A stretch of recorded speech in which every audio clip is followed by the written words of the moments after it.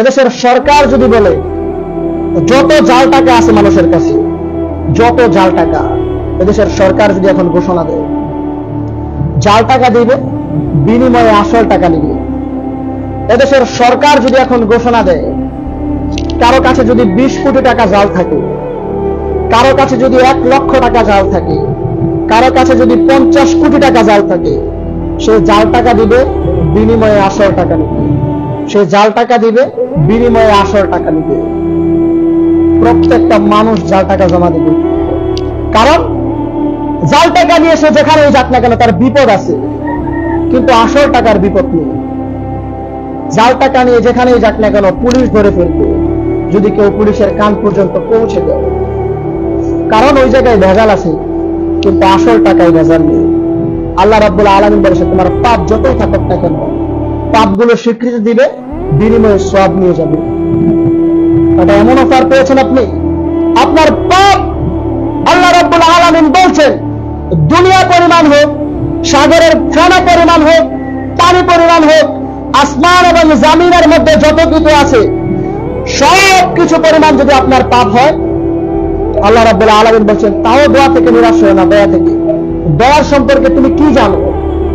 কি জানো আমার দয়া সম্পর্কে? তুমি প্রার্থনা করো, ওয়াল্লাহি আল্লাহ রাব্বুল আলামিন বলছেন আমার ইজ্জতের কসম সব গুনাহ আমি মাফ করে দেব। রাসূলুল্লাহ সাল্লাল্লাহু আলাইহি ওয়াসাল্লাম বলছেন কোন মানুষ যদি আল্লাহর দিকে এক পা আগায়, কয় পা? কথা বলেন না কেন সবাই, কয় পা? কোন মানুষ যদি আল্লাহ রাব্বুল আলামিনের দিকে এক পা আগায়, আল্লাহ রাব্বুল আলামিন তার দিকে আরো 10 পা আগায়। আমার রাসূল সাল্লাল্লাহু আলাইহি ওয়াসাল্লাম বলছেন কোন মানুষ যদি 1 বিঘা আগায়, আল্লাহ রাব্বুল আলামিন তার দিকে 10 বিঘা আগায়।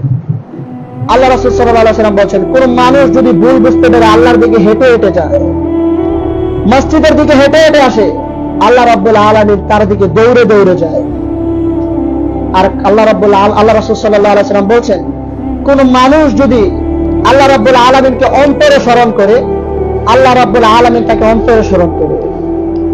কোন মানুষ যদি একটা মাজলিসে বসে আল্লাহকে স্মরণ করে, আল্লাহ তার চেয়ে উত্তম মাজলিস ফেরেশতাদেরকে নিয়ে আমাদের স্মরণ করে। বলে সুবহানাল্লাহ। কি বুঝতে পারলেন আপনি?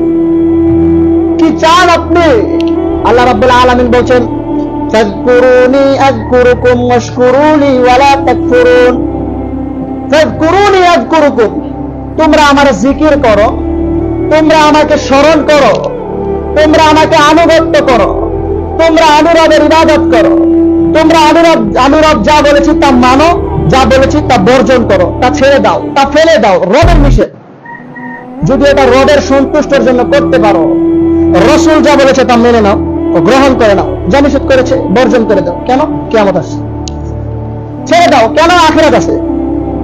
এটা করে যদি তোমরা করতে পারো শুধুমাত্র আল্লাহ রাব্বুল আলামিনের সন্তুষ্টের জন্য, আল্লাহ রাব্বুল আলামিন তোমাদের জন্য এমন জান্নাত রেখে দিয়েছেন, এমন কিছু প্রস্তুত রেখে দিয়েছেন, ওয়াল্লাহি আল্লাহ রাব্বুল আলামিন বলেন তোমরা যেটা কল্পনাও করতে পারো না। যুবক ভাইয়েরা যারা আছে, এই জায়গায় যারা উপস্থিত আছে, নেটে যারা দেখছে বা যারা শুনবে, তাদের সবার জন্য একটা কথা, এ দুনিয়ার মানুষ যুবক সবাই ছিল একদিন যুবক, ঠিক না? আমিও বৃদ্ধ হবো যদি আল্লাহ বাঁচায় রাখে, ঠিক না? ঠিক। আমিও আমার যদি আল্লাহ দাড়ি হবে, পেকে যাবে, কালো থেকে লাল হবে, সাদা হবে। যুবকরা যারা আছে তাদেরও দাড়ি উঠবে। তারা এখন মনে করছে আমার যৌবন রয়েছে, আমি বৃদ্ধ হব। দাদা 40 বছর বয়সে মারা যায়নি, দাদার 60 হয়েছে, তারপর দাদা মারা গেছে। সে মনে করছে আমার বাবার বয়স এখনো 50, বাবা এখনো বেঁচে আছে, আমার বয়স মাত্র 20, আমি সরাসরি করবো। এটা কেমন লজ্জাজনক! মানুষ কি বলবে? মেয়েরা কি বলবে? মেয়েরা বলবে ও হুজুর, ওর সাথে বিয়ে করা যাবে না, ও দাড়ি রাখে। বুঝেন নাই? স্ট্যান্ডার্ড হতে হবে তো, দাড়িকে ক্লিন করতে হবে তো। কেন? মেয়েরা খারাপ বলবে। আল্লাহ রাসূল বলছে এটা ওই দাদার মতো হলে রাখবো, এখন দরকার নেই। এখন আমি দাড়ি ক্লিন করতে হবে। কেন? আমাকে মুরব্বী দেখা যাবে, আমাকে ভালো দেখা যাবে না।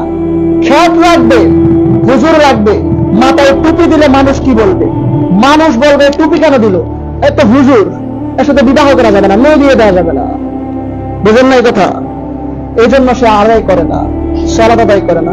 অথচ আল্লাহ রাসূল সাল্লাল্লাহু আলাইহি ওয়াসাল্লাম বলছেন, কিয়ামতের দিন আল্লাহ রাব্বুল আলামিন পাঁচটার হিসাব না নিয়ে, পাঁচটা জিনিসের হিসাব না দিয়ে তাকে কিয়ামত থেকে এক পা আগাতে দেবে না।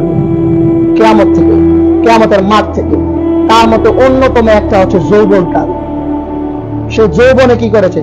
বৃদ্ধরা যারা আছে, মুরব্বী দাদারা, চাচারা, কাকারা যারা আছেন, তারা যদি এখন অলসতার কারণে, অবশ্যই আপনাদের এবার সালাত ফরজ, ইচ্ছাকৃতভাবে হাদিস শুনে সালাত ছাড়বেন না।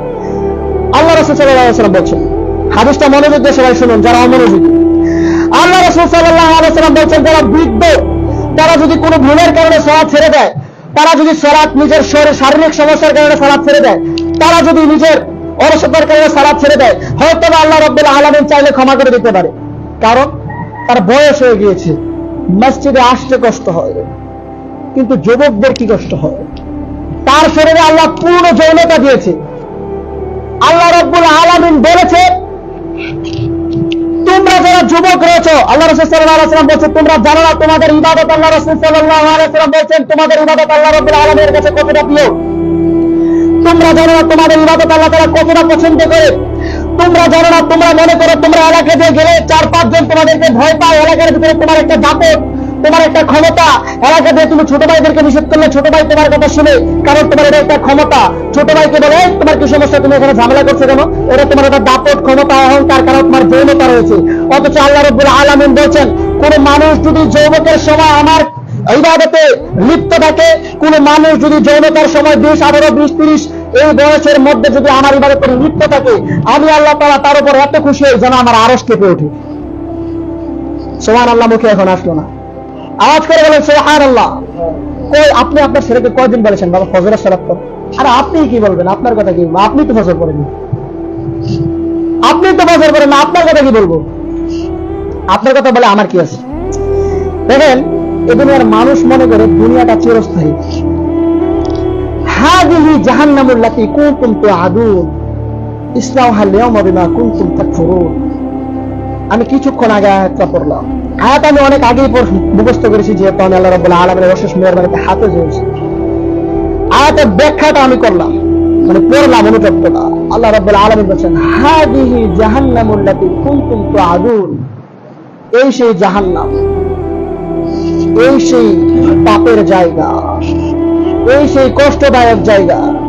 ইসলাউহা আল-ইয়াওমা বিমা কুনতুম তাকফুরুন, যেই সম্পর্কে তোমরা দুনিয়াতেই অবগত ছিল, যে জাহান্নাম আল্লাহ সৃষ্টি করেছিল।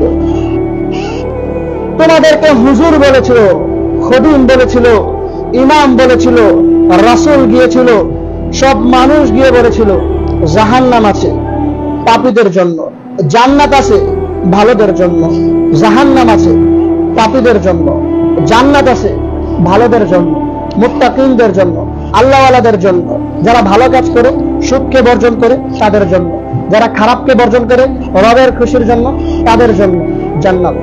যারা হারামের উপর লিপ্ত থাকে, সুদ ছাড়তে পারে না, ঘুষ ছাড়তে পারে না, নারীর উলঙ্গ দৃশ্য দেখা ছাড়তে পারে না, পর্নোগ্রাফিতে আসক্ত, যৌবন নষ্ট করে হারামের উপর থাকে, দাড়ি ক্লিন করে, যারা নিজের দুনিয়ার স্বার্থে আল্লাহ রাব্বুল আলামিনের স্বার্থে বলে যায়, জাহান্নাম আছে তাদের জন্য। ইসলাউহা আল-ইয়াওমা বিমা কুনতুম তাকফুরুন, এই সেই জাহান্নাম। এই জাহান্নামে যাও, প্রবেশ করো।